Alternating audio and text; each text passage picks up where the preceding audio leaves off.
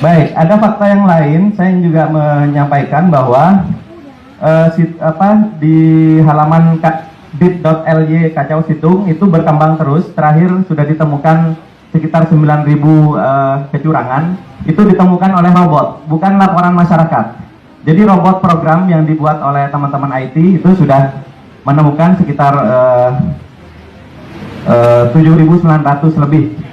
Sekarang terus berkembang, setiap hari berkembang. Dan makin mereka mengubah-ubah, makin ketahuan nanti.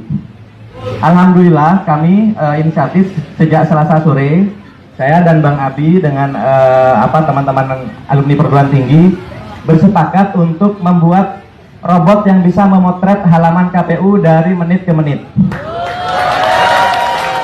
Jadi saya hanya memerlukan 50 sampai 100 laptop untuk mengetahui sebuah TPS ini dipermainkan apa tidak angkanya.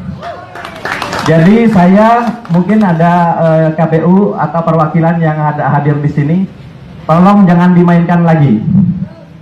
Jangan yang sudah curang dibenerin, kemudian diubah lagi, dilaporkan di sini dibenerin, tapi nanti curangnya dipindah ke yang lain. Nah ini jangan sampai seperti itu, karena kita punya rekamannya dari menit ke menit. Setiap halaman sampai ke TPS. Jadi nanti boleh di-query, boleh ditanya ke mesin kami, TPS ini pernah berubah berapa kali angkanya. Ya.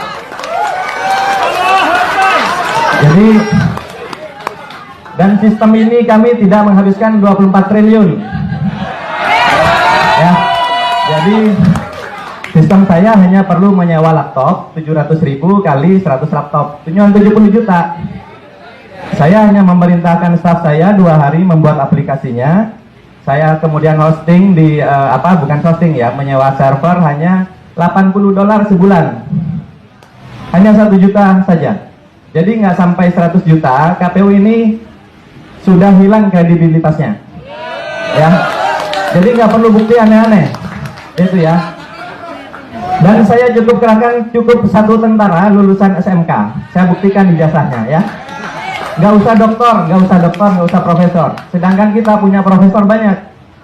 Kita kasih aja, biar staf saya itu duduk, suruh nyalakan laptopnya, kemudian nyalakan, nggak usah bicara. Nanti setiap orang bisa query nanya di mana saja kecurangan itu, gitu ya.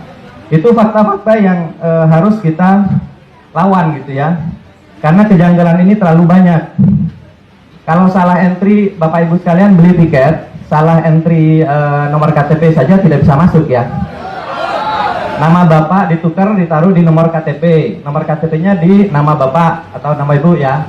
Kira-kira bisa pesan tiket atau tidak? Baik. Kalau Bapak Ibu transfer uang dari handphone Bapak Ibu sekalian, berapa kali memasukkan PIN? Minimal 2 kali, gitu ya.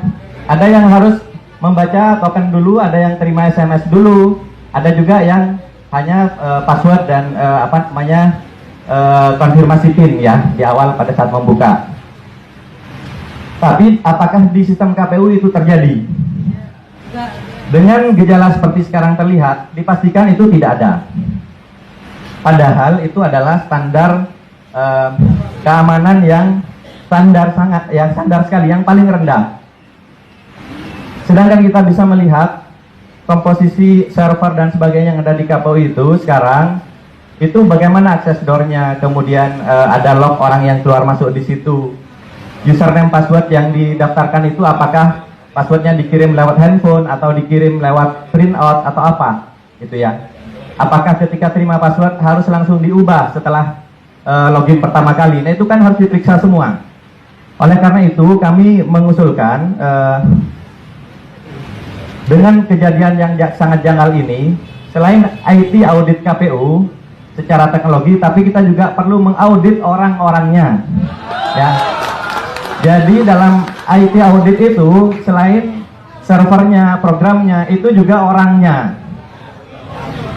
Apakah betul sidik jari mereka didaftarkan misalnya untuk masuk ke ruang server? Dan server itu, mohon maaf, apakah betul ada di situ? Kemudian untuk masuk harus pakai VPN. Saya kok tidak yakin. Itu ya. Kemudian sekarang dari KPUD itu yang menginput data, saluran VPN-nya seperti apa? Kok rasanya nggak pakai VPN, sehingga semua jenis laptop, semua jenis komputer, bahkan mungkin handphone itu bisa mengakses situng KPU.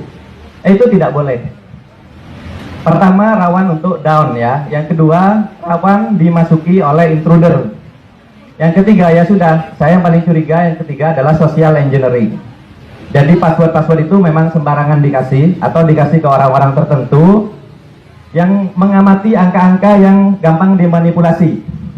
Misalnya 11, jadi 111. Dia nggak nginput misalnya 211, dia bikin 111. Karena nanti bisa bilang keyboardnya rusak Pak gitu. Itu ya, jadi lebih memilih nambah di depan daripada nambah 0 di belakang. Lebih banyak yang seperti itu kasusnya. Kemudian punya kita berapa? Ada silang 111, silang 11 dimasukkan 111. Nanti bilang Pak maaf Pak ngantuk. Nah yang seperti ini boleh jadi